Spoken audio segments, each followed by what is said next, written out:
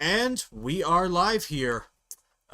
This is the 10th episode. We've made it 10 weeks of 500 Miles podcasting. I'm your host, Adam Relkin, joined by my normal co-host. Brody. And joining us today is a third co-host and a very special guest, especially with what's coming up this weekend, is driver number 86 for Clubb Racing Inc, Colby Evans. Hi, guys. So yeah, really glad to have you on, Colby, getting ready for this big debut out at Iowa Speedway. Tell me a little bit about how you feel about it. Nervous. If you want my honest opinion, I am definitely nervous. It's just, all the stuff I've done in the past, this is arguably going to be the biggest field of cars I've ever competed in. So right there, it sets the nerves a little higher. But I'm very excited. I've been planning for this for over a year. It's supposed to happen last year, fell through, so I was extra determined to get it done this year, and just excited. But I'm not gonna lie, I'm probably more nervous than excited. More nervous than excited. But don't get me wrong, it's a lot of excitement there too. Yeah. Next, Brody, do you have another question? Nothing really for me, honestly. But for in addition, how did this deal with Alex come together? I know you've worked with Alex before, but like, how did this one come together? Frankly, I kind of just gave him a phone call. I think it was after like Rockingham, and I just kind of made a decision. I'm like, it's now or never. Teams are starting to get, their summer plans together, and I'm just like, are you gonna do it, or are you not gonna do it? If you're gonna do it, get a hold of them now and lock it up. So I just simply just made a phone call to Alex and said, listen, is the Iowa car available for is the 86 car available for Iowa? And he said yes. And I said, book me down for it right now. And he's like, all right, just make sure once you got all your approvals done, call me back. And I already told him I had them already. I already had my approvals, and he's like, oh, perfect. So got it from there, and there were some other drivers who were interested, but I appreciate Alex for sticking with me and giving me the chance to make my debut. And again, in front of a hometown crowd this week at Iowa, like, how's it gonna feel? It's gonna feel fun, and I know people drag on the ARCA crowds, but honestly, just the fact that my family's gonna be out there, I don't care if they're the only 20 people in the grandstands. Just to be able to say I get to race in front of my grandfather, and my father, and all the family and friends. That'll mean more. And obviously, we'll have hometown folks and fans of my show and my everything else and all that fun stuff. So it's fun. It's just an accomplishment. And my grandfather and we always give each other a fun thumbs up, and for him to just see me, from taking me to the racetrack as a little youngster and now being able to race on that same track, I think that's the most rewarding thing. And just making my grandfather and my father proud, that's the main part of it. Yep. And going into this week, I know the entry list unfortunately has not dropped yet. The one day that we needed it, and it didn't drop. Yeah, of course. So, like, the one day we needed the entry list, it's not out, but, like, do you have, like, an idea of, like, sponsors and crew chiefs and other people part of the deal? Not really. We were able to pick up a few sponsorships. We were able to pick up one. Here, I've got to look it up in my notes real quick on my laptop. But one of them, we did get a tiny sponsor from NASCAR, Brock Beard, a great friend of mine and a great supporter of the smaller budget teams. Absolutely. Trying to find the other one in my emails right here. I got another guy's name is Jack Jensen, who owns, trying to find it, Plus One Tennis Academy out in California. He does stuff with Joey Gase. So he's nice. Actually, he's with Joey Gase this weekend as well, but he did a small sponsor for me as well. And, and that's kind of it. I'm not afraid to admit, this is a lot of this for me is out of pocket. And I'm not rich daddy's money driver. This is out of my pocket. I work at Casey's. That's my day job. And I've been saving for this and also the right financial investments in the stock market. I'm going to give myself a tip of the hat to that. We've had a great year, and through that investments and saving, I was able to afford this. So this is out of my own. A lot of this is out of my own personal pocket. I'm not a daddy's money kid. This is out of my personal pocket. And then going into the rest of going into this week, like what's like the main goal you got? Just run all the laps and get the approval from the officials, because ARCA's changed it up. Starting parks, small lap starting parks, and all that are not granted for approvals anymore on bigger tracks. And you really have to keep your minimum speed this year. They've cracked down on that very hard. So just staying out of everybody's way, racing around the cars that I need to race, keeping a good pace for the officials. Just try to make the officials happy is the main thing at the end of the day, so I can get approvals to hopefully race on bigger tracks. I don't know if I ever will race on bigger tracks, because obviously the money has to be there. But I just want to make the officials proud, and all the other drivers on track. I'd like to earn their respect, or at least think that I was able to earn their respect by the end of the race. Because obviously, if your peers don't respect you, well, you're kind of lost. You want to have the respect of your peers. And also, just want to give a shout out as well. You were mentioning it earlier in terms of people there from the podcast. I want to give a shout out to your podcast as well. Make sure you guys check out Colby's ARCA podcast that runs, I think, every Wednesday now. Tuesday or Wednesday. My schedule is just so busy now. I try to keep it consistent on Tuesdays, but if I can't, I just move it to Wednesdays. We actually had to take a few weeks off just because I legit had no time. It takes me a long time to get notes set up, and I feel bad for that. But yeah, Tuesday or Wednesdays we go live on the show, and that's just a lot of fun. It is. I enjoy doing the show, and it's 4 years now. It's 4 years now since I started taking it seriously on a weekly basis. I think 5 since you officially started it in 2020. I remember, but that was like on a full, that was like on demand. I think not live. On a full time. Yeah, on a full-time basis, we started it in later of 2021. Yeah, I remember. I remember still being one of the early people, even at the on-demand ones. Yeah, I was the only guy at the first podcast you had. Yeah, I was the only guy you had for a while. So I was sticking by you for a while, hoping to get more people to show up. Yeah. But yeah, I think though for this week. I think it's going to be big. I mean, I wish we had the exact number of cars that you're going to be racing against, but, I mean, they may not drop that until tomorrow. Who knows at this point? I mean, I think we're looking at about high 20s from what it's looking like. I'm projecting 25 to 28. That's my projection. Somewhere around there. I think we're looking at about the high 20s from entries that are confirmed. I don't include it. Yeah. Whenever I figure out these entry lists, I never include people that we have no confirmation on, because then you get spoiled. Yeah, that gets fair. And I'm not gonna lie. When I was, major into that 3 or 4 years ago, I would do that a lot and get myself in trouble. So, yeah. So I've kind of learned my lesson on that. Yeah, I think also. In addition, I do want to also talk about your role in the vintage car that you bought. Like, how did that also come together? And I've gotten a lot of questions about that, and the reality of the situation is this racing obviously takes money. Takes money to do it, and if you don't have the sponsorship, if you don't have the proper connections in the sponsorship world, or the people to help you go get sponsors, like a lot of these higher up drivers do, it's not easy. And I thought about that long and hard last year, and I watched a video, and it was from Mitchell Stapleton 42 channel. I love that guy's channel. He's a good guy. He made a video. Oh, he great guy. And he made a video about the Midi, and it's a vintage weekend at Road Atlanta. And he made a video about the stock car class and how these cars, unrestricted engines, creative setups, run at various road courses all across the country.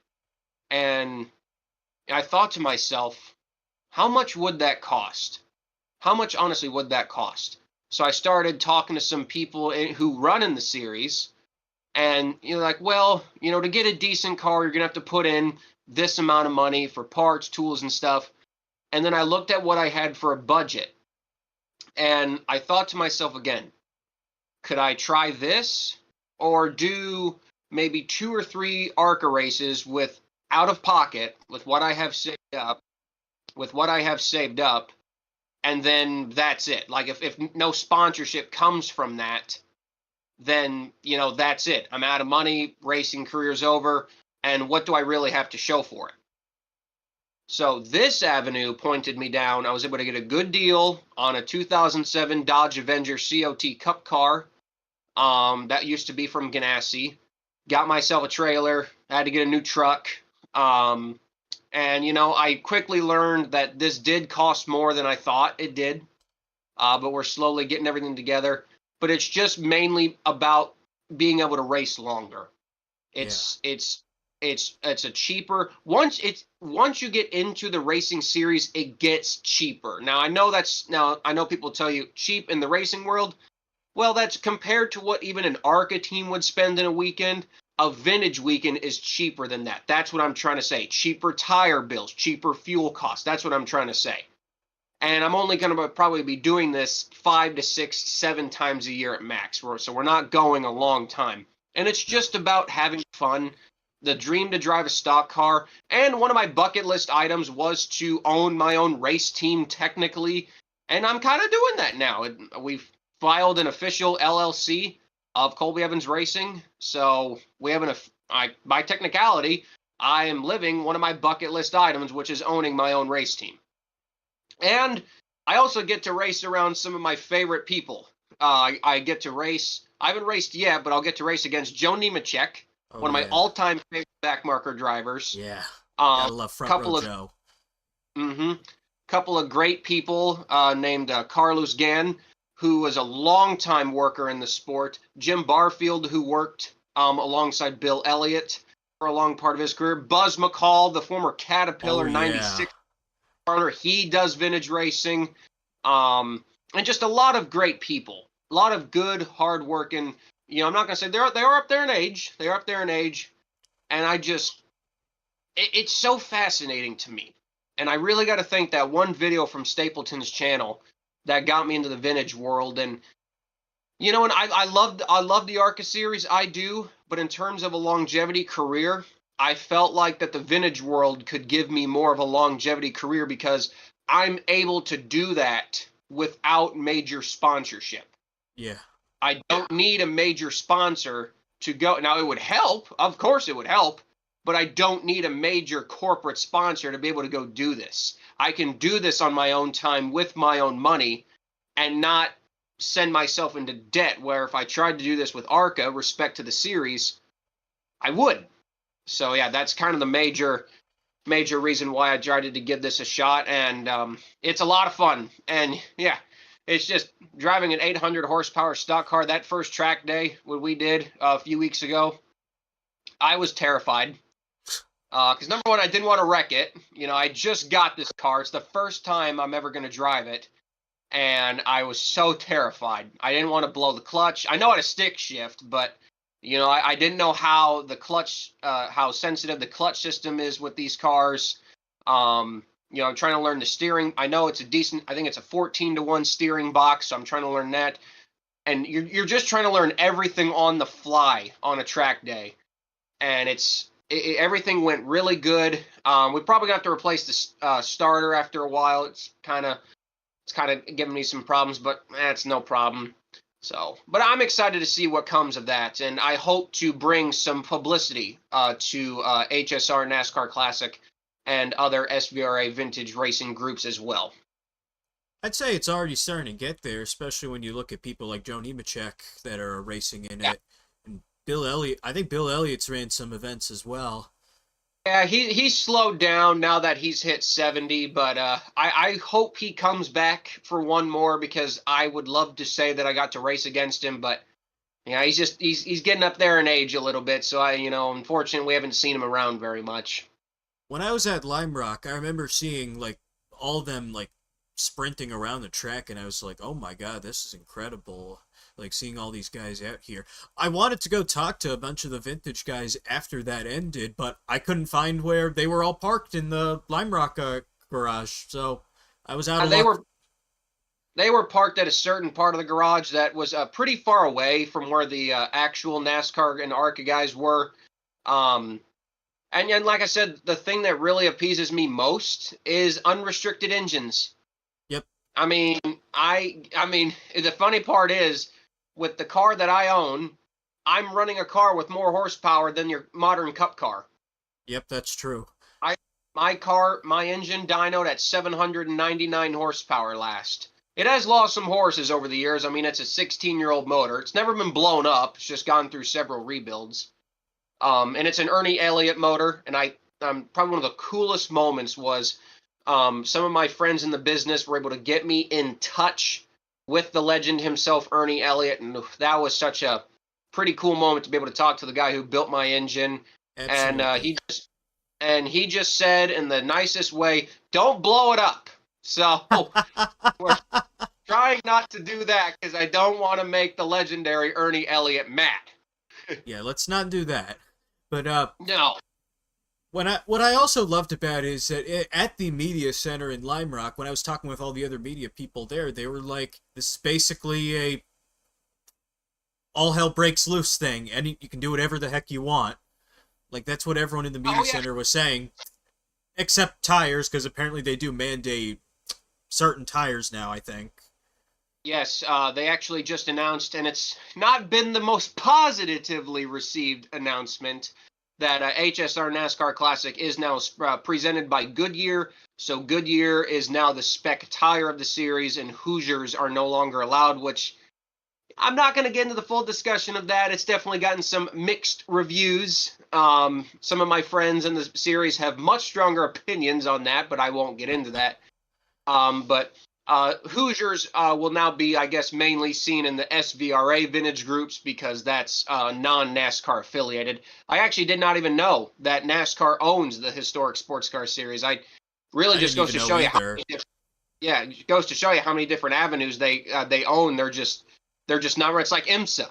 For the longest time, I didn't know IMSA was owned by NASCAR, and it's just you wouldn't think it is because it's kind of ran a little better. But still, that's besides the point. But yeah, it's like I didn't know that either. So the whole Goodyear tire thing actually makes a lot of sense. But they're no cheaper than other NASCAR tires. So the tire bill is not something I'm looking forward to. But well, that's the racing business. Yep, and that pretty much also wraps up the first part of the show where we heavily get into the ARCA debut as well as the historic sports car, whatever it's called, that you're taking part historic in. Sports cars. Yeah. Oh, that is what it's called. I always get sports. Yeah, HSR. I always get the name mixed up, but that's gonna wrap up that first part of the show. So now, unfortunately, Brody had to back out of the rest of the episode, but we'll still be here.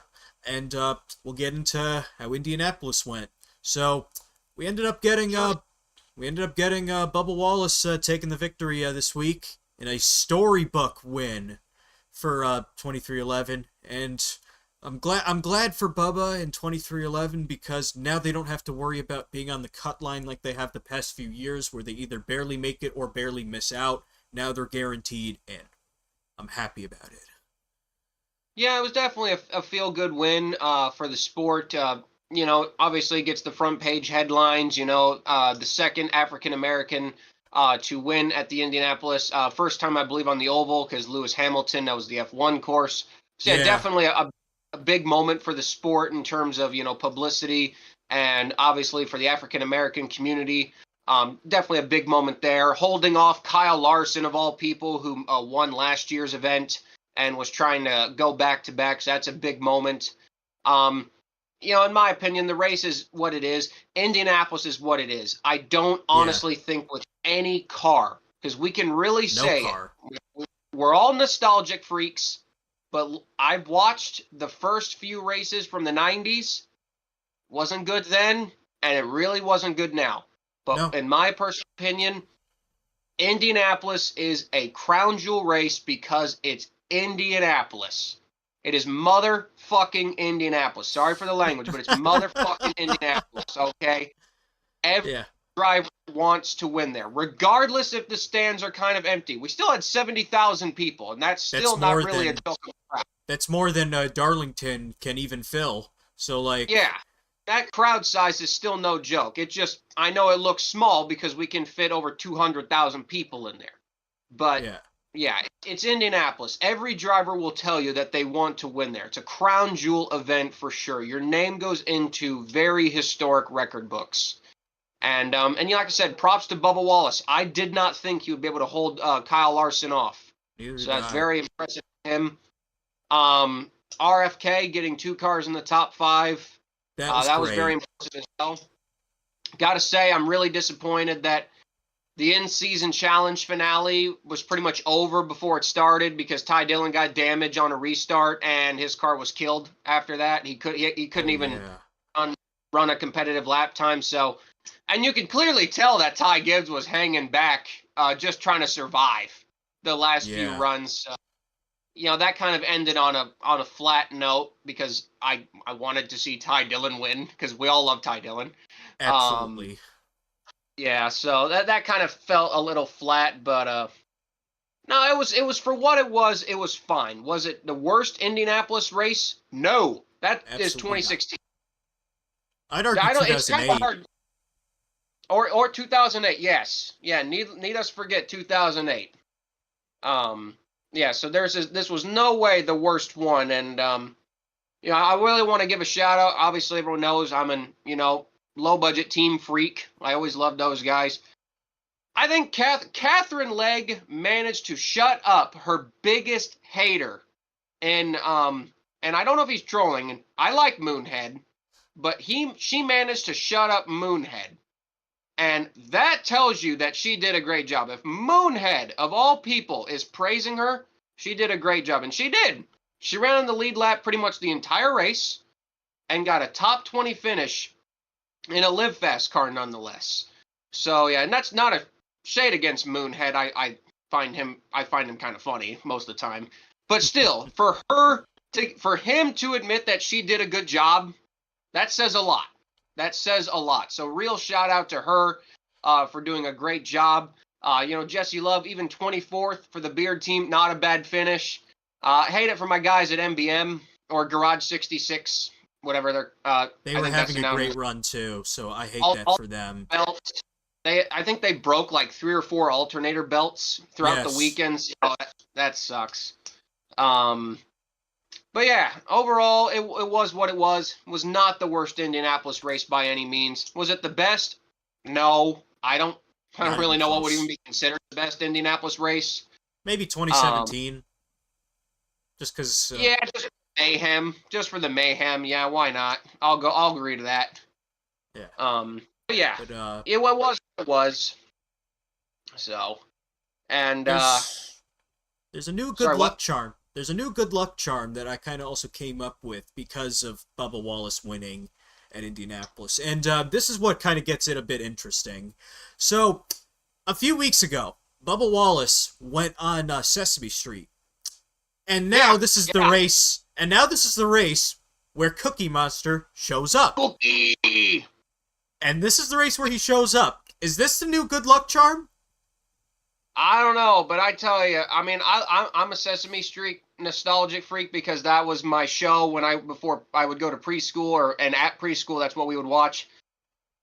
I tell you, I love Cookie Monster, but man, if they had the whole cast there, I would have flipped out.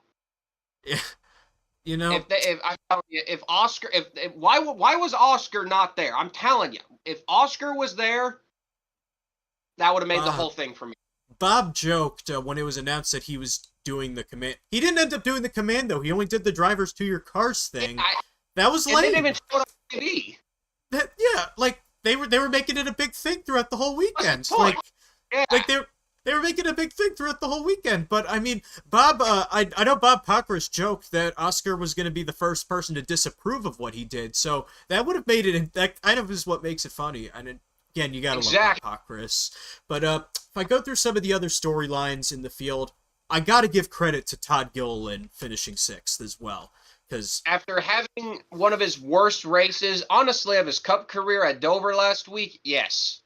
Absolutely. And this is a run he needed, because it's been a season of hell for Front Row Motorsports.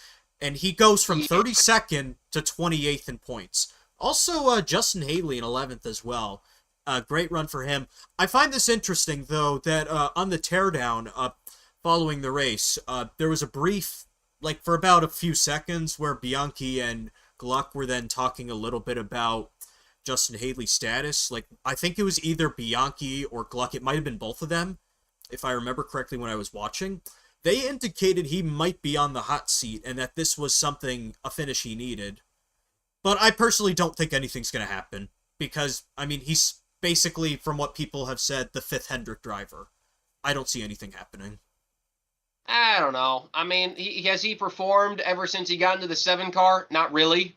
But, you know, he's got money behind him. His father with the Fraternal Order of the Eagles sponsorship. I mean, he's got plenty of money, so he'll land somewhere. It's just if he's not at Spire, he'll be somewhere else. I don't know. I don't see Spire getting rid of him. I think he deserves at least one more year, but now, you know, you got to perform. We're now in the age of the Cup Series, you know, now where it's like, you know, you're not getting, you know, couple year deals. It's like you got maybe 1 year to really show what you got. And if, you know, if you're not bringing some serious money, well, we're going to change something. So, yeah. I mean, I'll say, you know, if I can also just say one thing too, I'm as happy as I am Bubba won. Why did he have to do it in the ugliest car possible? Oh my God. I'm sorry. I'm sorry to Chumba Casino, but that car is so... Why couldn't it have been a Columbia car or a McDonald's car? Yeah. Which actually would have looked cool. I'm sorry. Like, no offense to Chumba Casino, but that car is not good looking.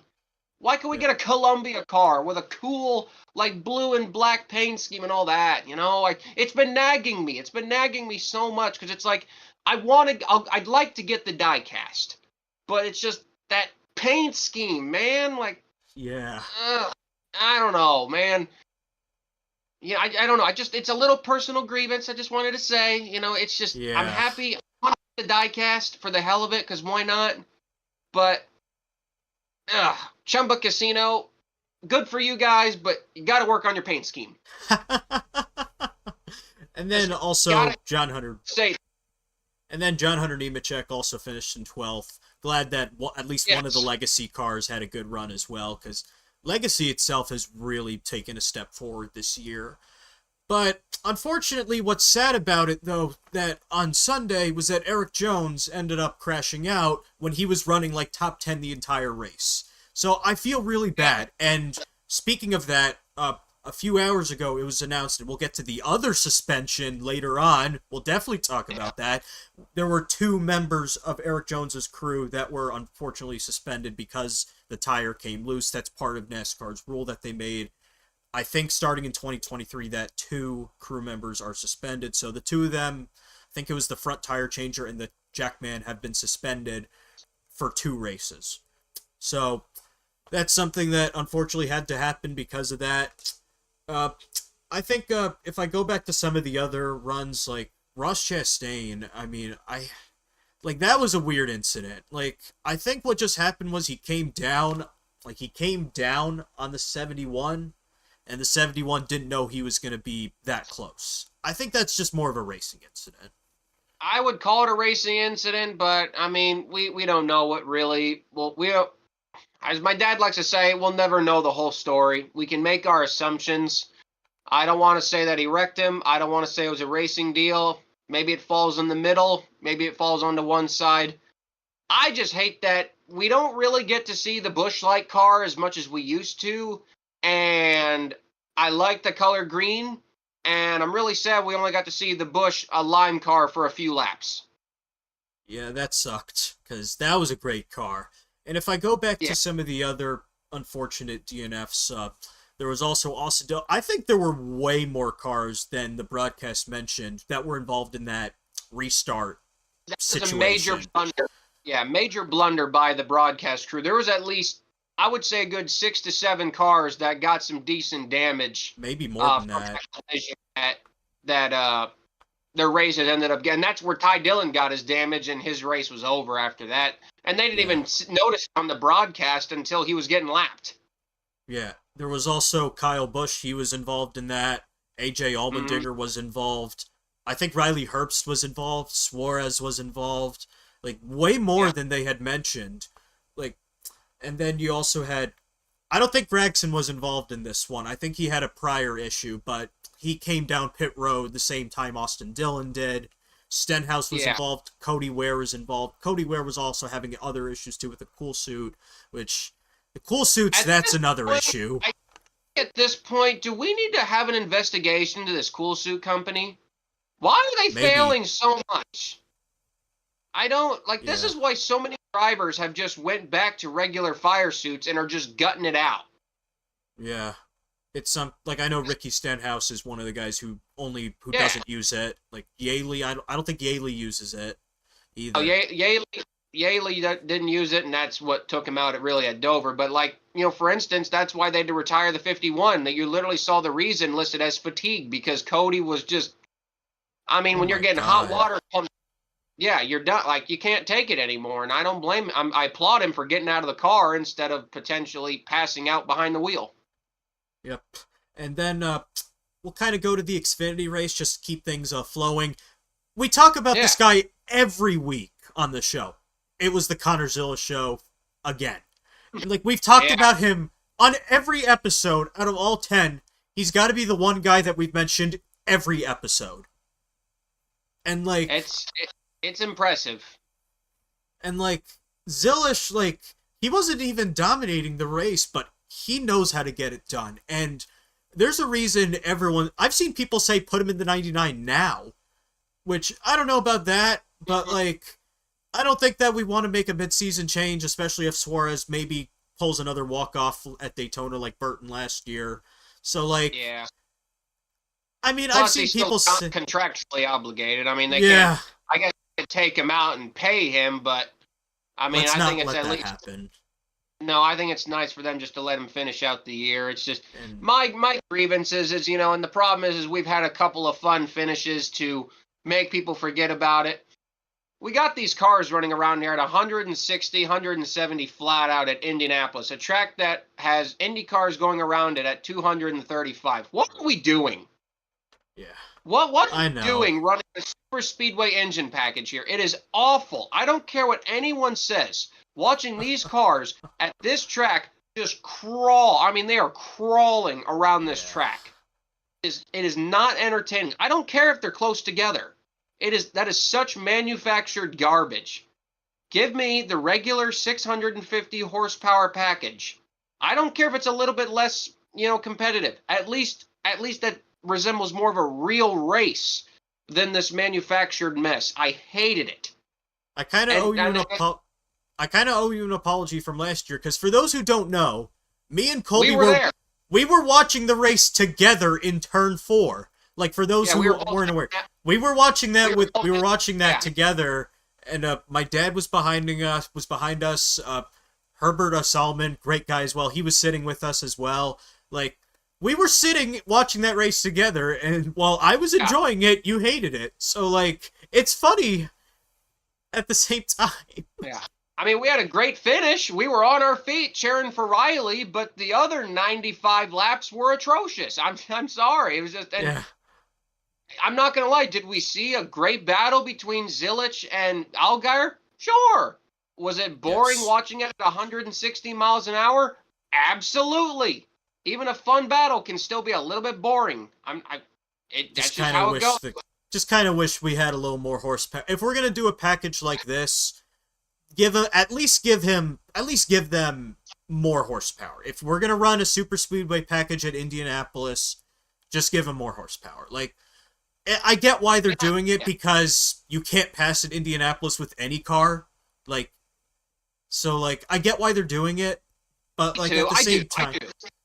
but at the same time, like I just feel that if we're gonna run this package, run 650 horsepower and just put on whatever else they can do, whatever else they can make them run like this, if possible.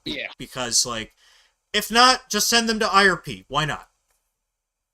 Yeah, I've been advocating, and everyone, pretty much everybody in my friend group has always advocated that they'd rather be at IRP. I mean, I know Indianapolis is the spectacle, but modern IRP with how old the surface is with these Xfinity cars, you're just asking for an absolute demolition derby greatness. Like that, that's what you're asking for. Yeah, but the right kind of demolition derby, you know, the right one, not the bad one. Yeah, because I don't want what happened at Martinsville to happen again here.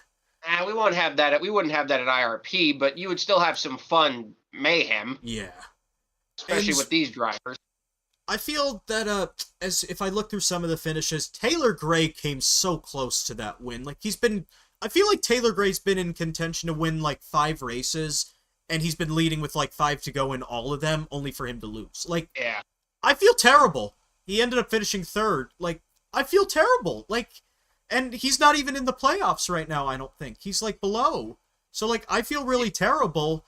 But at some point, he's got to make sure that he can clutch these wins, or else we're going to have Zilish keep getting him. So, like, I feel really bad, but also not at the same time. And then, like, Kyle Larson, he ended up... I feel like that this was an absolute last-minute deal, though. Because, like, he was supposed to do the broadcast for CW. I don't know. To me, it just felt like another cheap merchandise grab. Like, oh, let's make another die-cast of his McLaren scheme, and so we can put it out to the people, and they'll buy it, because you know it'll make mock, and you know people will buy in the elections. To me, it just felt like a cheap merchandise grab more than anything. Because, you know, Hendrick loves that merch money. Yeah, Hendrick definitely does. And Ryan Sieg also had a run that he really needed to... Right. On Saturday, because he's I think the second guy after Harrison Burton looking outside the playoffs right now. So this was a run he really needed to boost himself in points. So kudos to Ryan as well. And then William Sawalich, I mean, has he reversed from the struggles earlier this year? Because now he's been getting, I think, 3 straight top 10s, I think. Yeah, I hope so, because you honestly... I laughed at it. I'm like, we kind of all knew, in some ways we all kind of knew this was going to happen. But when it started going on after like race 10, I felt bad for him. It's like, he obviously wasn't ready, and they thrusted him into the car. He didn't have his racecraft down pat. And, you know, who are we to really judge that? You know, I've barely driven, you haven't driven, so it's like, we'll be like... No. Oh, who are you to, you know, talk about racecraft? You can see it. You can see it on track. You can watch it and see it for your own eyes. And the best part is, he has really gotten better. And I don't usually cheer for the JGR cars, but I'm actually rooting for the kid. I don't want him to fail. I never want any driver to fail. Nobody. So, that he's doing better. I don't know if he's going to win a race. I don't think he will, but he's really come into his own, and I'm happy for him. I'm happy for the 18 team as a whole. And I would like, honestly, I know it's kind of weird to say, because like I said, I'm not the biggest JGR fan, but I'd like to see him win a race just to really get to those haters. I would like to see him win a race, but I don't think it's going to happen with Zilic in the field and a lot of these other heavy guys. It's going to be hard. It's going to be hard for him to win, but I'm just happy for him, because, you know, he's not a bad kid. I've met him a few times in the ARCA garage. Good kid. He's a good kid, and he just wasn't ready. I think it's easily safe to say he just was not ready. You know, the ARCA starts, you know, and that's where, you know, you can, like, well, where's the development in that series? I get it. I get what you're saying. He's in the best car. All he's really doing is lapping cars. He's not really learning pure racecraft. To that extent, I will agree with that. That is where there are some faults with the ARCA Menards Series. Shocker, Colby Evans has negative things to say about the ARCA Menards Series. Yeah, we know it's not perfect. Yep. Like, duh, it's not perfect. I'm not going to go on my podcast every week and say that it's a perfect series. It's not even close. Nope. But I get that. I get that. It was not the best way for him to learn. And, I think it really showed in his truck starts. He was not doing very well in his truck starts. And here we are seeing it at the beginning of the year for him, and he's finally coming his own, and good for him. Good for him, and I hope the results continue, and I hope he can somehow pull off a win by the end of the year, because he's definitely come into his own and gotten better, and I'm just going to say it. I know NASCAR teams don't want to do it, but we need to mandate X pipes. RSS still runs them, and we need to mandate it because it is the best damn sound in the world. I don't think it gets better than X pipes on a long straightaway. Wasn't that Jamie McMurray that said mandate them back at Atlanta? Yes. It was Jamie McMurray. Yes. Yeah. Yes. I also want to shout out. I'm sorry. I also want to shout out Dean Thompson. Yes, he is a hit or another miss. top 10. I like guys. He's just hit or miss. One day he will run a top 10, and then the next day he'll run 25th. And that's, again, I feel like that's more growing pains. He does have a decent amount of ARCA experience. Trucks, you really can't compare trucks to the Xfinity car just of how different they are. But I think he's kind of like William Sawalich in a way, growing pain. Good runs here and there, majority issues. He's higher in points, though. Yeah, I think like with William Sawalich, these guys have money. They're not going anywhere. We know that. So I think the benefit that those guys have with the money that they have behind them is time. They will get more than one season in these rides. So they will get more time to develop. And I was always a Dean Thompson, fan because he, for all of his crashes at Tricon, 95% of them were not his fault. No, they weren't. When we could actually put together a clean race, he was good. He did a good job. Yep. So also, I gotta love the 11th place finisher's paint scheme, Matt DiBenedetto. The Savannah Bananas car. I gotta love that as well. I was really happy Jeremy Clements had a great run as well, because hasn't been the best season for him. So if I go down the finishing results here, we also had another DGM top 20, so that was really nice. We had 2 Alpha Prime top 20 finishes. If I go down the list of cars that finished, also gotta love Mike Harmon being in the field again with Cram. Everyone loves Mike Harmon. But the biggest thing that I think everyone, and it's in the title of the stream, I think the biggest thing everyone wanted to talk about this week was what happened with Austin Hill.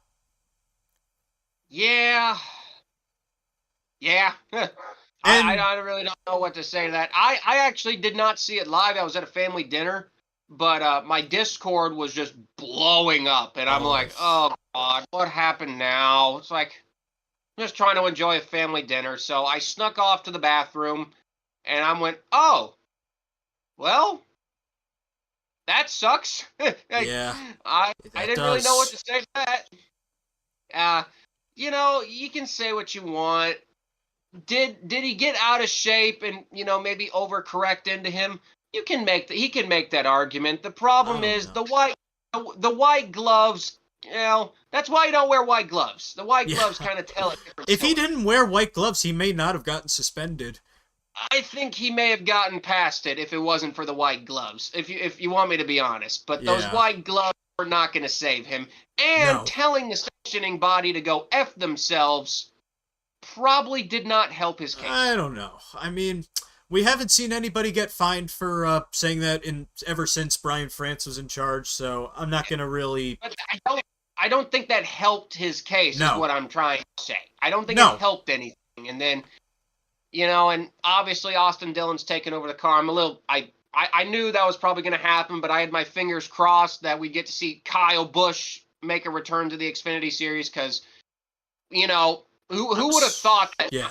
I know this is weird for me to say because, 10-year-old me would have said, get Kyle Busch out of the Xfinity Series for good. 24-year-old me, I should say, is now like, a one-race return for Kyle Busch to the Xfinity Series would actually be kind of fun. Maybe. Because why not? You know who I would have wanted to see in that 21, though? And I think I mentioned this. Ty Dillon? No, not Ty Dillon. I wanted Parker Kligerman in the 21 because that would have been a full circle moment. Because for those who don't know, Kligerman was originally supposed to drive the 21 car in 2022. He was originally supposed to take that ride. Unfortunately, it fell through due to sponsorship issues. I know Kligerman mentioned it shortly after Austin Hill was announced, but it would have been a big full circle moment if we got Parker Kligerman to drive the 21 car. True. And honestly, True. when it comes to the thing with Austin Hill, I'm not a fan of anything he did in that moment because, like, you got to remember that part of Indianapolis, and this is going to be kind of a rant about safer barriers, that part of the track does not have safer barriers.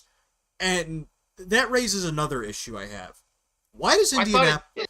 No, that part where he hit a part, like, right where there wasn't a safer barrier. But considering how close he came to potentially either hitting or not hitting a safer barrier, that is really dangerous. Like, that part of the track, and this goes for really every track that NASCAR races at, they gotta have safer barriers everywhere. Because Almirola mentioned that this was one of the hardest hits he's ever taken in his career driving. And I am not a fan of, like, tracks not having safer barriers, especially with all these wrecks that we've seen happen. Like when Ryan Blaney hit a concrete wall, I think it was, at Nashville. I was outraged. I was outraged over that because that would not have been a hard hit had it been a safer barrier there or something like a tire barrier. Like, I just really I'm not a fan at all of Indianapolis not having safer barriers all around the racetrack because they gotta have it. It's like Daytona and Talladega have safer barriers all around the racetrack. Like, and I know it's expensive to put safer barriers up, but Roger Penske, I know you own the track and all, please put up safer barriers all around Indianapolis because that could have been so much worse. And I'm just thankful that Aric is totally okay from that. And yeah, like, I just really wanted to get that off of my plate. And it was interesting seeing people either defend or not defend out there. Like, I was watching Denny Hamlin try to defend Austin Hill. And I honestly felt the excuses he were giving weren't really helping that case. But then Tommy Baldwin, I watched his clip, and he was angry. Like, more angry than I think anybody was about the whole deal, knowing Tommy Baldwin. He's an old school guy, so he's going to be angry about things like this for sure when it comes to right hooks. And I'm glad that NASCAR itself did make the right call to suspend him, because if it's a right hook at a track like Indianapolis, you have to do something. There's no question. I personally would have given him 2 races because of the nature of the incident, but I'm okay with him being suspended for Iowa, which still very warranted, and I think it was a good call to make. So there was also the Truck Series at IRP this week. Ended up being Lane Riggs. Was this like the first time that Corey Haim did not dominate a race since like Atlanta? Like, I don't think Corey Haim has... Definitely had been a while, and actually, I mean, honestly, the one thing... I missed most of the truck race, unfortunately, again, due to our county fair was in town. So I had to go back and rewatch the whole thing. But one thing that impressed me was not only how many laps Lane led, but the fact that he started 11th. Came all the way from 11th to the lead very quickly and led the whole ordeal. I'm kind of surprised that, for a track as, as abrasive as IRP, it's weird. You expect mayhem, and it was, it was beating and banging, but it's not like these trucks were just outright beating the crap out of each other. No. There's only really one caution-related accident. The other two were for the other ones were for stupid stages, and so yeah, and it's just, and even then it was for, I mean, I don't know. You be the judge. I love Josh Rayom, but I don't know if I can side with you on that. I mean, looked like Raja. Obviously, the speed was there in the 71 versus what the 22 had, and it was just, I don't think it wasn't on purpose. I don't think it was on purpose. No, Raja's definitely not. I think it was just a case of the closing rates, going for the same position, and just a bad racing deal. And I hate that for the Rayom team, because they've really had a lot of torn up trucks this year. Yeah. And and I hate it for Alan Waller. He's a great story. He's a survivor, and it's just, unfortunately, just health problems. And I feel bad for the guy because He's a guy you want to root for, but has 2 races now where he's had to get out of the truck due to health problems, and I hate that. And he had to withdraw from another as well due to family issues. Yeah. Mm-hmm. So I feel terrible for him, for Alan Waller. I do hope we do get to see him run a full race soon because he's deserving of it, especially with the story he's got. And Corey Day, he finished second. I remember all these people were telling me, "Oh, Corey Day's going to be a bust." Well, maybe he won't be now to those people because he finished in second.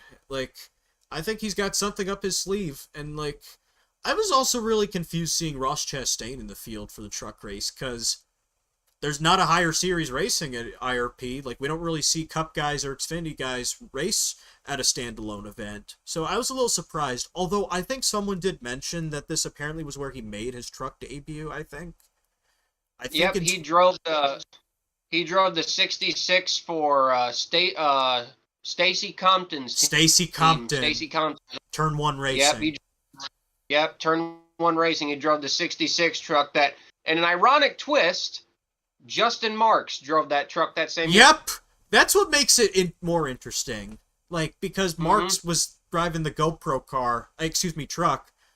So, that's what really made it interesting, seeing in the truck race. And, it was really interesting seeing some of the other guys in the field, the return of the 35, or the debut of the 35, depending on how you look at it, because Greg Van Alst revived his team for trucks.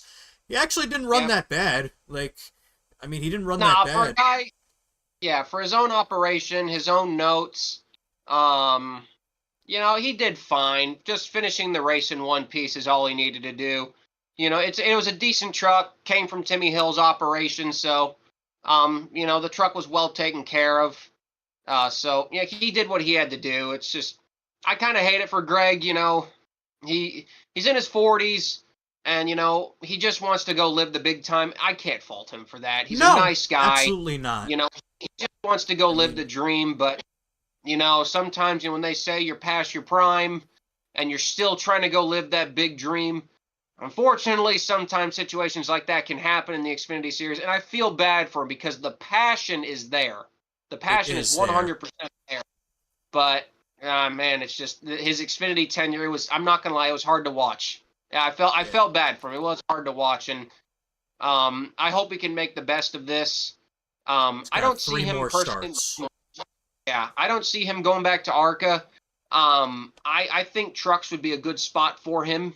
Especially with the lack of entries. Yeah, make races, not have to worry about DNQs. It's just going to be a matter of, how you're going to find sponsorship. Because one thing I did notice, and I'm not sure I don't think there's any problems there, but the fabricating sponsor that he normally has was not on the truck at all. So I don't think it's an issue. Because I don't think it's an issue because Greg makes a lot off of the Top Choice Fence business because that's a multi-millionaire company. Right. Yeah, we also had Jordan. This was a surprise deal seeing Jordan Anderson in the 20 truck. He didn't run that bad either. That was a big surprise, as well as this wasn't a surprise because this was announced. Jason Alexander in the 02. What's funny is how every time I mention his name, my dad thinks it's the actor from Seinfeld. Huh? Yeah, that's kind of funny. Yeah. Yeah, I kind of love that deal, and it was interesting also seeing the 6 of Benning run. Did he get parked? I don't remember what happened. Yeah, I got. Oh, he did get parked. And then the 74.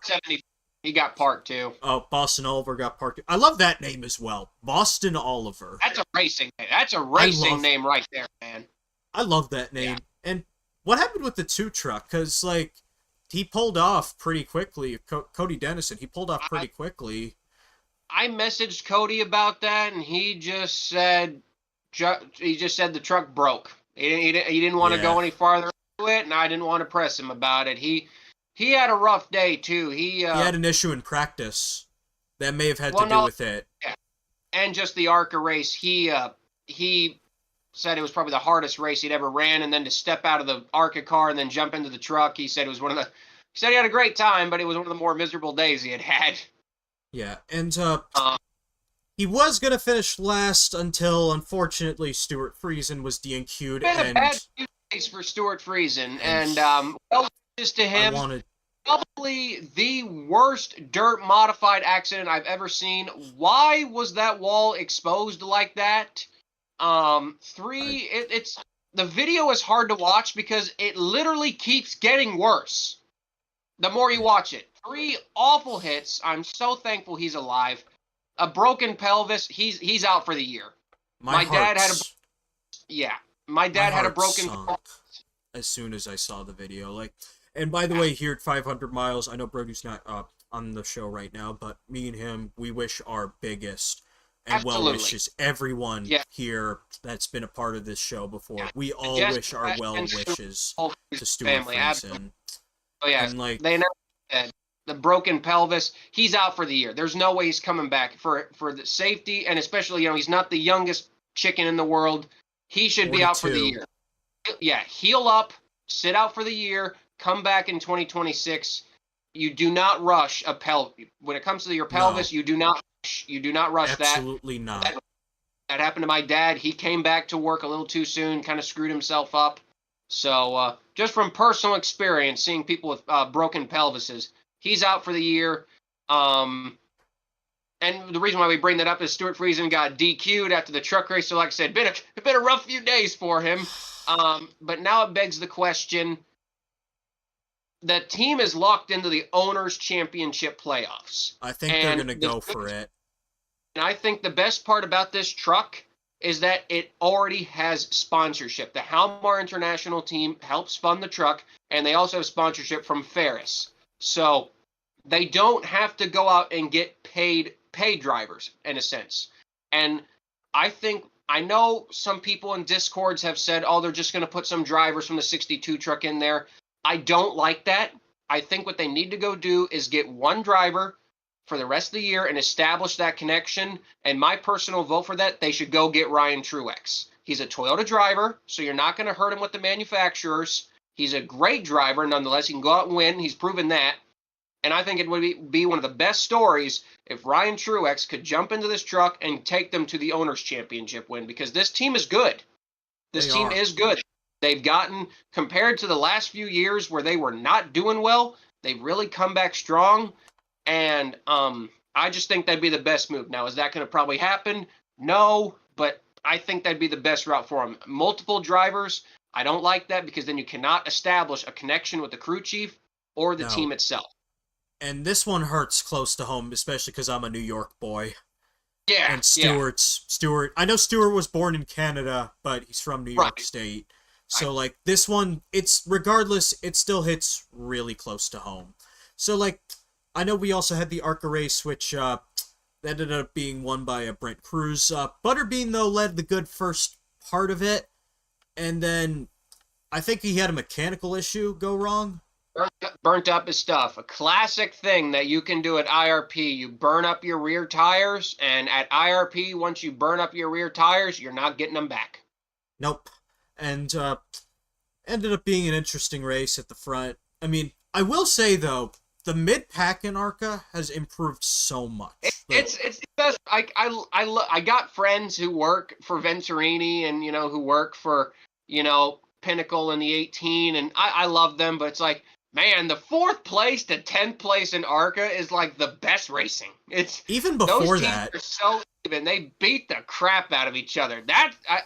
I love the back markers of ARCA, obviously, but the mid-pack of ARCA, that's where the entertainment is. That's the real entertainment of ARCA, man. And those guys just beat the crap out of each other. And what I love about that is you got the $1 million team of Nitro Motorsports running right with guys like Andrew Patterson in his own operation. The Man Motorsports operation, which, they don't have a lot of money either. And it's just that stuff is what I like to see. I will say some people like, I don't know what happened to Mason Mitchell. This was not one of his best performances. He had a mechanical issue at the end. Okay, he didn't, right? In general, he did not do well all weekend. It was outside the top 10 in practice, really outside the top 10 in the race. Kind of expected more out of a fellow Iowa boy. Regina, I will say, the Mexico driver, Regina, she is Yeah, she is. She's done well. I will say she's done Yeah. well. The Kimmel car is a solid piece. Will and Bill, they do a great job. And she's done a great job, kept the car clean. I will say, as a big Dale Shear guy, it made me so happy to see Mike do a great job. Not only show that the 98 car actually has decent pace, but always good to see Mike Basham. For the OGs who watch ARCA, the Basham family, always close to my hearts. Love the Basham. And I've talked to Mike myself, and you Love gotta Mike. love. Mike is a great guy to talk with. I talked with him at Lime Rock. Absolutely great guy. Something else I do want to point out, because I do want to quickly then segue to the Cup to Iowa. There were 18 cars that finished on the lead lap. Someone mentioned that this is apparently the most on a short track in ARCA since 2008. Wow. And that is just really surprising to me. Yeah, Because, that's surprising to me too. That's apparent. I think Joan. I think his name's Jonah. I think he mentioned it. There were I didn't think that actually was gonna happen. I thought that we were gonna be down to 10 on the lead lap, knowing the field. But I think it also had to do with this race being shortened to 150 laps from 200. So I want to. Just because I don't want to keep you for very long, I want to get to previewing Iowa. We kind of already previewed the ARCA race, although we don't know all of the entrants, but there are some storylines that are going into the ARCA race. From what we know, obviously you in the 86. We also got Chris Wright returning to Venerini. It's a 3-race deal. He's running Iowa, Kansas, and then the other is Watkins Glen, I'm pretty sure. So I can't wait to see what the Venturini font looks like with 46. That's going to be so weird. I don't know if they're going to do that because the 15 is higher in owner points than the 46 now. But isn't there somebody already in the 15? No. Or not? It's okay. 20, 25, 55, 70, and then 46 would be the 5th number, but it could also be 15. It's Mitchell's in the 25, and then Robusto and Allen in their usual cars, and then Sam Corey's in the 70 again. So that's kind of what is going on there. But Thad Moffitt is also in the 46 at Watkins Glen and Kansas as well. So they may just put Wright in the 15 if that's the case. Just so that people have consistent numbers. 46 is Thad's number. I know they did do something at DGR where they made JP Bergeron and Taylor Gray run the 46 when Thad had to step out of the car due to sponsorship. So, I don't know. They may keep the 46, but I don't know. We'll see what happens. So, there's a few other entrants that I've seen come up. We don't know the entry list yet. The one week we need it, it's not out. I know. I still love this guy's name. Eloy Falcon is back in the 2 car again this week. That's a cool name. That is a cool name. I love saying that guy's name. And then I know Regina's in the 68 again. Now this is now the entry list is not out. This is just what's been confirmed. Eloy posted to his Instagram that he's back in the car for this coming week. And I'm going from top to bottom. I'm going from ARCA to Xfinity, then to Cup. So if I go through some of the other entrants, Davenport is in the 7 again. Mitchell, I mentioned Tim Richmond's returning in the 27. Nice to see Tim back. Quinn Davis is in the 31 again. She had a good run last week. 34, I believe, is going to be running despite that pretty bad wreck they had with Koga. I think they are still planning to run. They might use one of their other cars because, you're already this far into the East season. Even if you're going to show up to start and park, just keep yourself up in the points at least. It's just better. Keep yourself in the points. Keep the car up in the owner points to get something out of it. Because Bristol's going to be a big field, if something happens at Bristol, he could easily take advantage and move up in the points if something happens there. And then I hate to interrupt the podcast, but I just scrolled on Twitter and I found the greatest. Daily Downforge just posted a 2020 NASCAR Cup schedule. I saw this earlier. Everybody has fallen for it, and I'm just now seeing it's hilarious. We might be the only two people that didn't fall for it. God bless who runs the Daily Downfords account. That is the best meme like, look, NASCAR Chasm is funny, but this guy takes the cake. Yeah. Daily Downfords is the funniest meme NASCAR account that there is. Yeah. He makes it so damn real. And with all due respect to the Daily Downforce, he's like, he makes them look like they're not even real because he's so real. I'm sorry to interrupt you, but I just looked at this and it is the funniest thing. By the way, if you want an underdog team to root for this weekend, since we are talking about Iowa, we'll wrap up ARCA first. I think it's going to be another 18 domination. I do. I like Brendan McQueen, but I think the 18 is going to kill it this weekend at Iowa once again. They're probably going to lap me more times than I can count. Probably more than 18 I hope times. not. Who knows? I hope not. Yeah, we don't know. We don't want me to get parked, but they're probably going to lap me more times than I can count just because it's, And, but I think the standout performer of the race, I think it's going to go to LeVar Scott again. He's on the cusp of a win. But I don't know if it's going to happen this weekend. I'm just going to go with the 18 as an easy pick. I'll pick him on my podcast probably tomorrow. Yeah, and that's kind of what's going on with the ARCA. I know there's some other news in the ARCA side of things. Jade Evadisian will be racing 2 races for Venerini. She will be racing the 25 at DuQuoin, and then a second race. I don't know if this is going to be under Venturini, though. She's going to be doing a second race at... oh, you're back. Hey, if you guys are still going, I'll stay on till the end. Yeah, we're still going up. We're talking about ARCA at Iowa, and then we're getting to Xfinity and then Cup. So you'll be able to do your picks like you do every week. Do it, man. Let's do it. So we're wrapping up ARCA. I mentioned what was I going to say? I was talking about someone else in the field. Oh, yeah, Jade Evadisian debuting. So I don't know if the Vegas race that she's running is going to be under Venturini, because I think I saw something that the transition is being done, I want to say around, I think they're making that transition after Toledo, so that might be fielded under Nitro or another team. I believe the Nitro cars are already in the Venturini shop. Yeah, so that might be what happens there, but I am not 100% sure. And then, that might be a Jay question, but I don't know. So, I know just because I remember seeing something that Toledo was going to be their last race. So it's possible that they may run her deal. And Taylor Reimer is also supposed to run that race too, I think. So it's possible that they may run both of those cars under the Nitro banner. Because it also was announced, because there's still some ARCA talk, that they're going to be running four cars full-time. I meant to do my hand this way. They're running 4 cars full-time. 2 drivers are supposed to run full-time. They want to get a third car as well. So that's something to keep an eye on as well with the Nitro camp.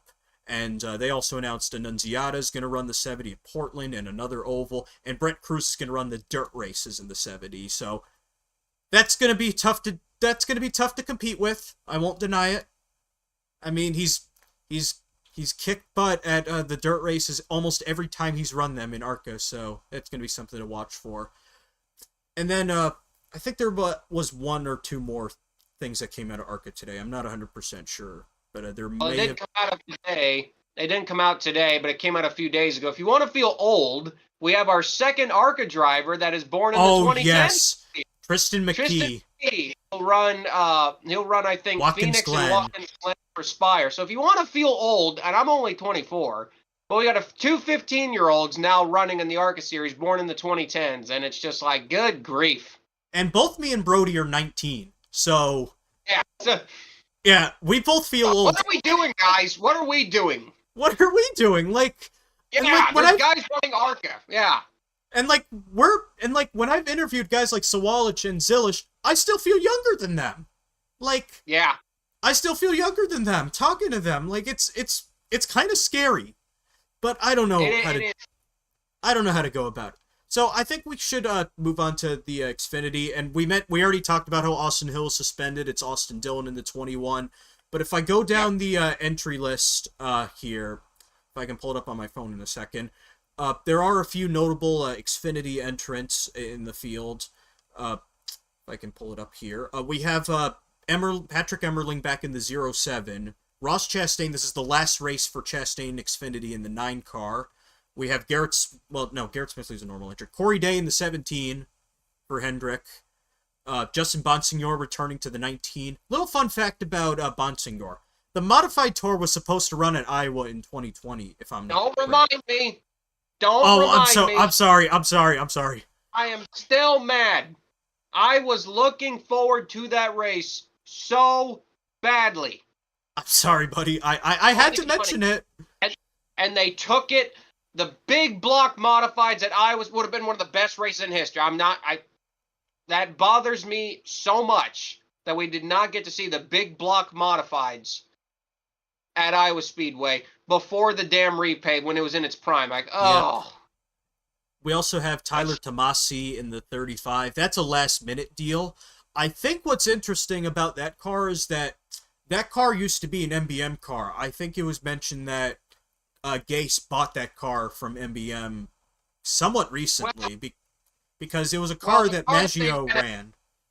The car that they ran at Dover when Glenn Reen DNQ, that was an MBM car. The render that Tyler posted looked like an MBM Ford because Tyler does stuff with MBM, so I'm not sure. It says Chevy on the entry list, but it's Joey Gase's team. They could show up with a different manufacturer. It's happened before. Then by the way, shout out to Joey Gase, King of the Hill sponsorship. Yes, best looking car. It's going to be the best looking car. They posted it to Twitter. Oh, they did post it. Look at it. And it is just Hank Hill on the hood. I think we got paint scheme of the year contender right here. It is as a King of the Hill diehard fan. This is awesome. I cannot wait to see this car in person. Yeah.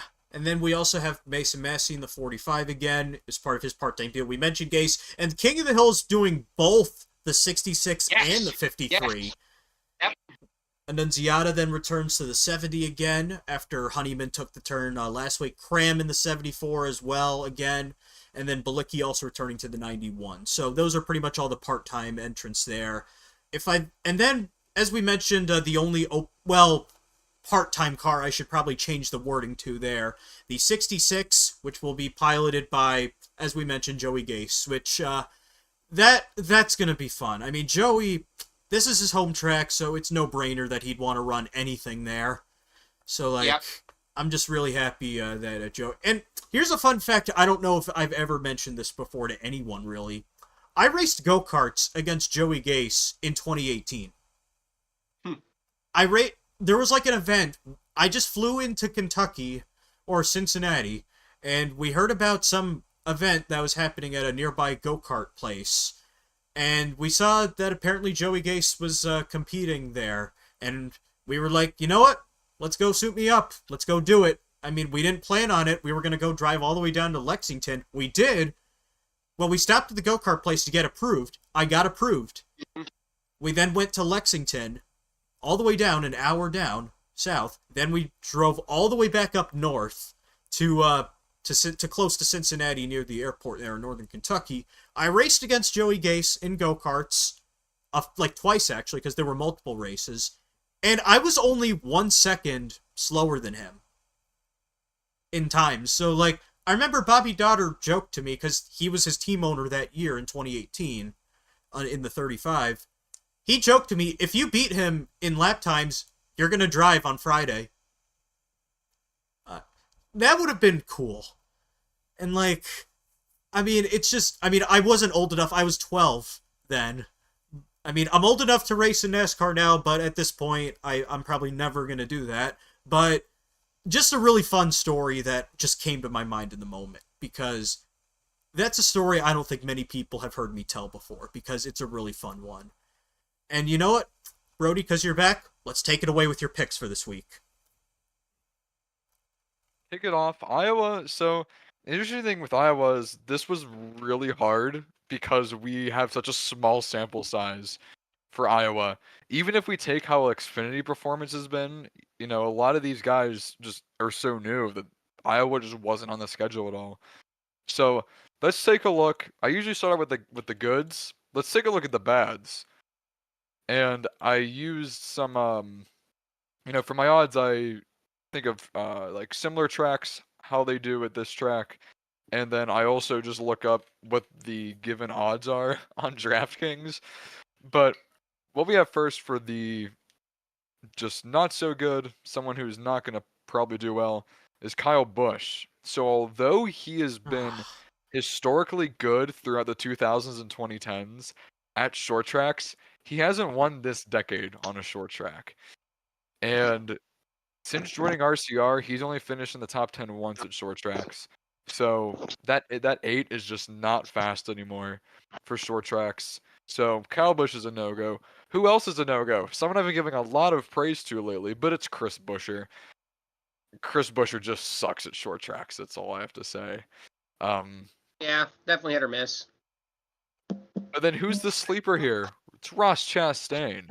Although he didn't finish in the top 10 at Iowa last year, he still has an average finish in the single digits over the last 5 short track races. I believe he finished top 10 every single time, so he's a sleeper pick, and we'll see about that. Now, who's going to be someone who's going to be competing? Definitely one of the hottest drivers this year is Denny Hamlin. There's been, I believe, 19 short track races in the next gen car, and he's won 5 of them. He has 15 career short track wins, and in the last 13 short track races, I believe he's finished top 5 in 5 of them, or 12 of them, or in 12 of, no. He's finished top 5 in 5 of his last either 12 or 13 short track starts. So Hamlin's also been really hot lately, you know, with his win at Dover, but then also just in general. So we'll say him. And then it's a short track. Kyle Larson. He's also been hot lately as well. Not necessarily on the winning side, but just in consistency. And yeah, he's won 2 of the last 4 short track wins. And he's got 4 next gen wins on the short track, so he's always been pretty good. And in 10 of the last 11 short track races, he has a top 7. So again, really small sample size. I can't really base it off of Iowa performance because a lot of these guys are under 30 years old. However, just if we take a look at short tracks, and I know Iowa runs more similar to Richmond than it does for Martinsville or Bristol, but I say Larson still has a pretty decent shot. Yeah, I think so. I'm going to throw in an additional pick here, though. I think that was all 5 of your picks. I'm going to throw in Josh Berry as a potential sleeper pick because he was competing with up at the front for this win last year as well.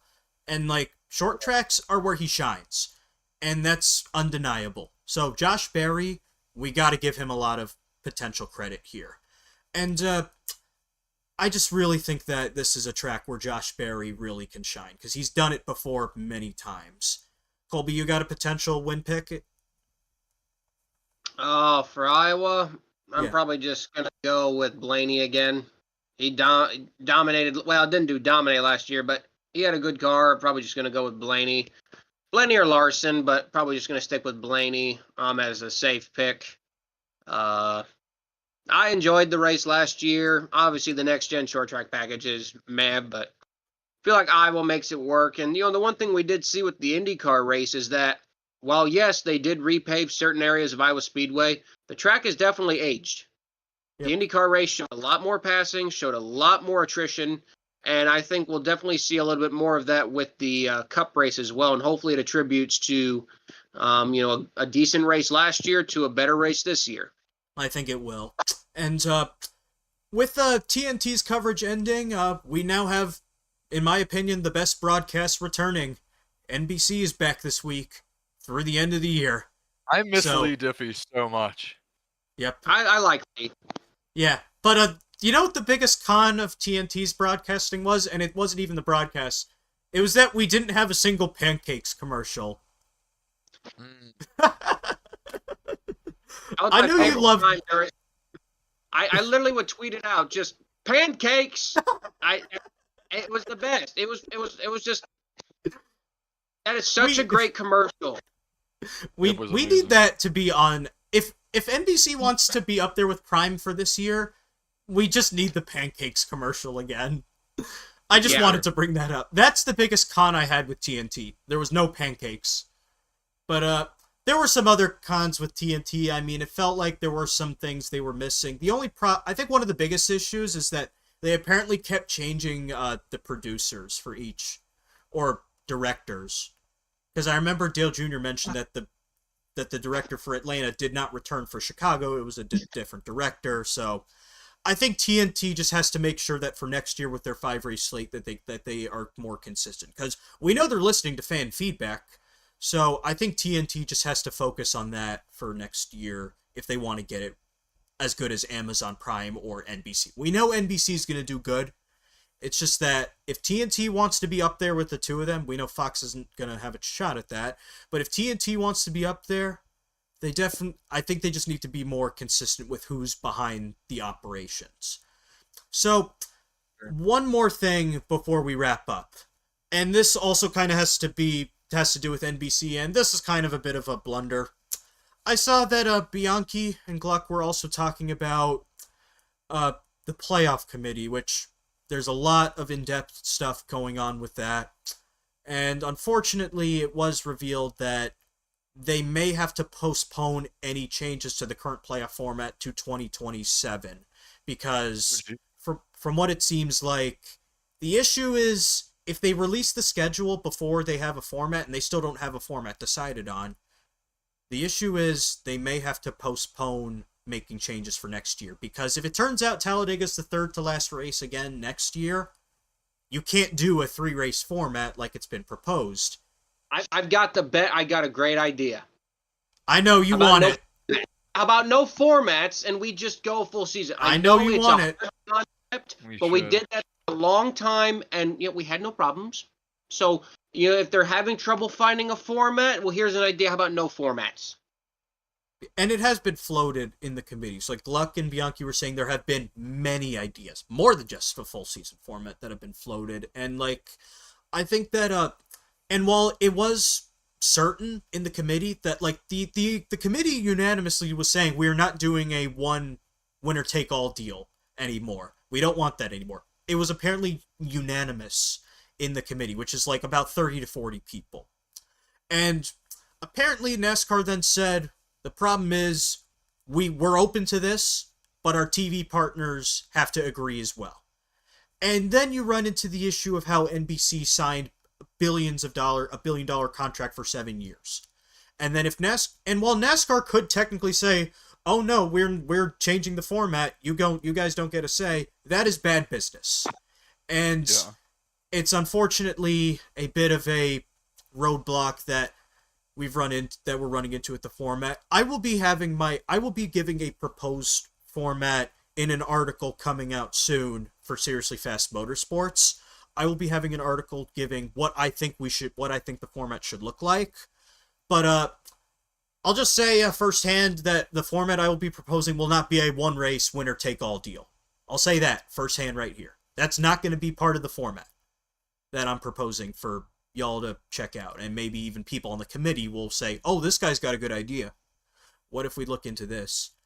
So, just something that I kind of want to put out there regarding the full season, well, not full season, or just whatever they do with playoffs.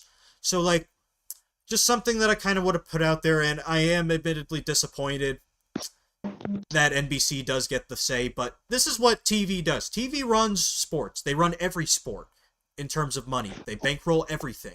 I just think it's kind of disappointing, but I think it is definitely good to mention and talk about tonight, being the situation with that we could see coming up. So I think as a result, and we know Homestead's going to be the finale for next year, but from what it seems like, we may not have a format change for 2026, but 2027 we may have to wait for.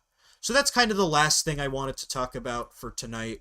So while I am disappointed, I am glad though that the committee is avid on getting something, I think NASCAR is even open to changing things. It's just that TV gets the final say, and if TV says, oh no, we don't like this, what you guys are trying to do is going to ruin what we want, that doesn't help NASCAR and the committee, because believe me, I think NASCAR is open to changing the format. That's why they're doing this. So it's kind of a bit disappointing at the same time that this is what we have to deal with. But again, I mean, I think they will agree to something. They will probably come together on something. Like, apparently NBC wants eliminations. I mean, if they want, like, a 10-race format still, like, they could do something where the rounds are, like, 3, 4, 3, and then you have a 3-race while still having eliminations in the middle. That could be what they settle on. Like, Jeff Gluck was indicating on the teardown, we may have, like, a great compromise. That's what he was indicating we think is going to happen. So I think that's just something that we're going to keep an eye on. So that's the last thing I wanted to talk about. Disappointing, am I? Yes, I imagine the two of you are kind of disappointed as well. Mm-hmm. But I just wanted to bring up that this is what's going on and that it is something that we are going to be watching for the next few weeks and definitely months as well, for sure. So that's going to be the end of this episode. Honestly, this might have been the best episode we've done. I know, Brody, you weren't here for most of it, but this was probably the most fun I've had doing I'll watch this. it back for sure, yeah.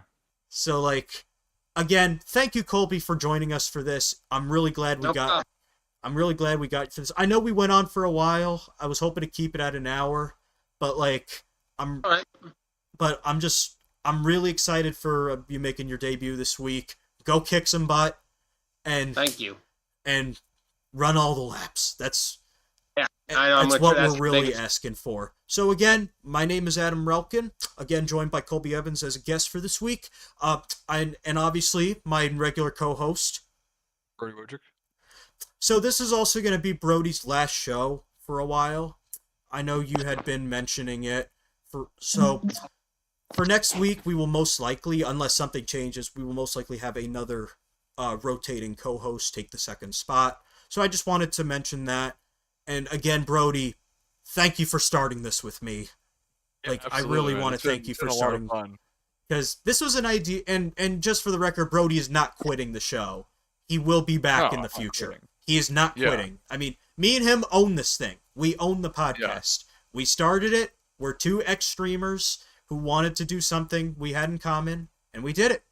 So, again, thank you for being part of this, Brody. Of course. And again, thank you for joining us tonight, Colby. I hope this goes great. I hope I just keep the car in one piece. That's what everyone's asking for. Me too. So, me too. Again, that's going to be the end of the show for this week. We'll be back next week, wrapping up Iowa, previewing Watkins Glen, and we're going to call it a night right here. We'll see you all next time. Bye.